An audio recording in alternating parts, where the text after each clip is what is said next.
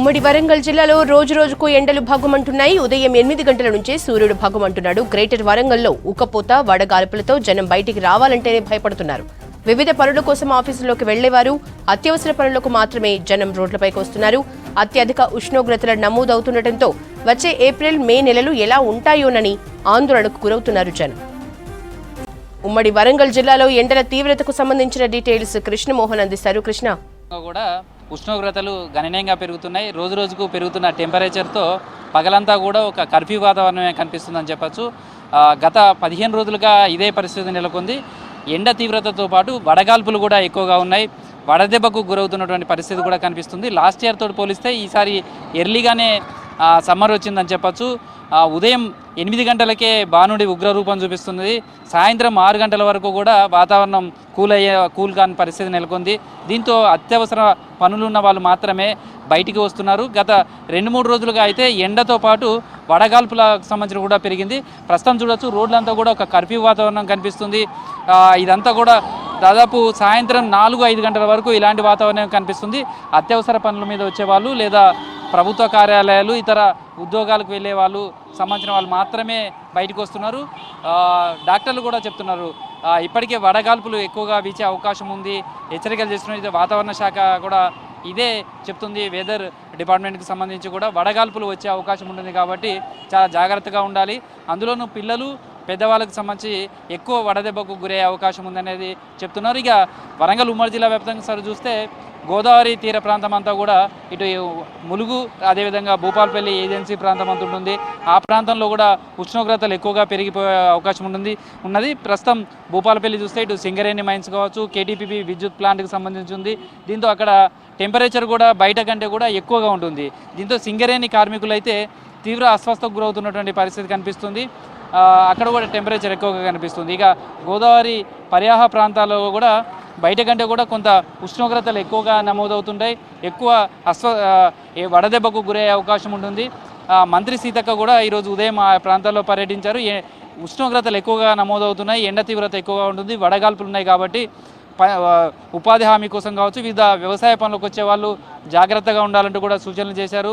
ఎవరైనా ఉదయం 11 గంటల నుంచి సాయంత్రం 4 గంటల వరకు బయటికి రావద్దని కోరుతున్నారు. ప్రస్తుతం చూస్తే ఇది హైదరాబాద్కు వెళ్లాల్సినటువంటి ప్రధాన రహదారి.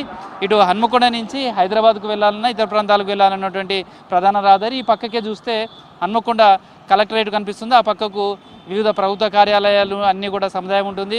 కలెక్టర్ ఇల్లు, అదేవిధంగా డిఐజీ కార్యాలయం సంబంధించినటువంటి ఇటువైపు ఉంటుంది. కాలేజీలు, ఆర్ట్స్ కాలేజీలు కావచ్చు, నీట్కి సంబంధించినటువంటి వెళ్ళేవాళ్ళు. ఇట్లా తర్వాత కొద్దిగా ముందుకు వెళ్తే 2 జిల్లా పరిషత్తులు, ఇటు వరంగల్, హన్మకొండకు సంబంధించినటువంటి జెడ్పీ ప్రధాన కార్యాలయాలు, అదేవిధంగా వరంగల్ సంబంధించిన కలెక్టరేట్ ఉంటుంది. ఈ పక్కకు కొద్దిగా వెళ్తే ఇటు సుబేదారి కావచ్చు, మళ్ళీ కరీంనగర్ వెళ్ళడానికి సంబంధించినటువంటి దారి కూడా చూస్తాం. ఎప్పుడు చూసినా ఈ జంక్షన్ రద్దీగా కనిపిస్తుంది, ఎక్కువ ట్రాఫిక్ కనిపిస్తుంటుంది. కానీ ప్రస్తుతం చూస్తే చాలా బోసిపోయినట్టుగా కనిపిస్తుంది. ఇది మార్చి ఎండింగ్లోనే ఎట్లా ఉంది అంటే ఏప్రిల్, మే నెలసరికి ఉష్ణోగ్రతల తీవ్రత చాలా ఎక్కువగా ఉండే అవకాశం ఉంటుందనేది అంచనా వేస్తున్నారు. వడగాల్పులు అయితే వీసే అవకాశం ఉంటుంది కాబట్టి ఎవరు కూడా బయటికి రావద్దంటున్నారు. జనరల్గా ఎండాకాలం వస్తే ఇలాంటి ఫ్రూట్ జ్యూస్ సెంటర్స్ కావచ్చు, లేకపోతే సోడాలకు సంబంధించి కావచ్చు, లేదా కొబ్బరి బొండాలు, ఇలాంటి వాటి దగ్గరికి ఎక్కువ వెళ్తున్నారు. ఎట్లా ఉంది సమ్మర్కి సంబంధించినటువంటి ఎఫెక్ట్? ఎందుకని? ఎండ వల్ల జనాలు రోడ్డు మీద వస్తలేరు, దానివల్ల బాగా ఉన్నాయి. మస్తు గిరాకీ అయితే లేదు, ఏమైతే లేదు. సమ్మర్ ఎట్లా ఉంది అసలు? లేదు ఈసారి. అంటే టెంపరేచర్ ఎట్లా ఉంది?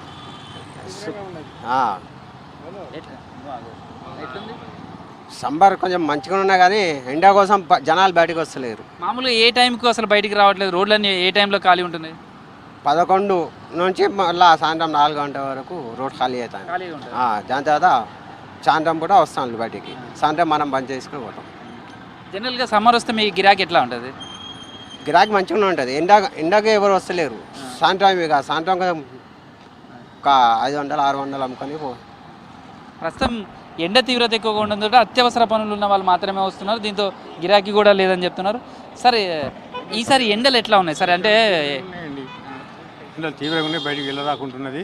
వెళ్ళినా కానీ వేడి తట్టుకోలేకుండా పోతుంది మా అటువంటి వాళ్ళు ఏజ్ పరుస్తుంది. అవి 81 ఏళ్ళు బయట పడిన అర్జెంటు పోవాలన్న ఎండలు, ఆటోలు కూడా దొరకడం లేదు. కానీ తీవ్రంగా ఉంది హనుమకొండలో. ఎట్లా ఉన్నాయి సార్ రోడ్లన్నీ ఎట్లా కనిపిస్తున్నాయి? పబ్లిక్ లేదు, వెహికల్స్ కూడా లేవు. మామూలుగా మూమెంట్ ఎట్లా ఉంటుంది? మూమెంట్ చాలా తక్కువ ఉన్నది మూమెంట్. జనరల్గా అయితే ఈ టైం కూడా బాగా హెవీ ఉంటాయి ట్రాఫిక్, కానీ ఇప్పుడు లేదు, ఎవరు రావట్లేదు, ఆటోలు రావట్లేదు, బస్సులు చక్కగా ఉన్నాయి, మనుషులు కూడా తిరగడం ఎండ తీవ్రతకు. అది సార్ మరి ఈ ఏజ్లో ఇంత టైంలో ఇంత ఎండ కొడుతుంది, ఈ టైంలో వచ్చారు బయటికి? ఎమర్జెన్సీ పోవాలి.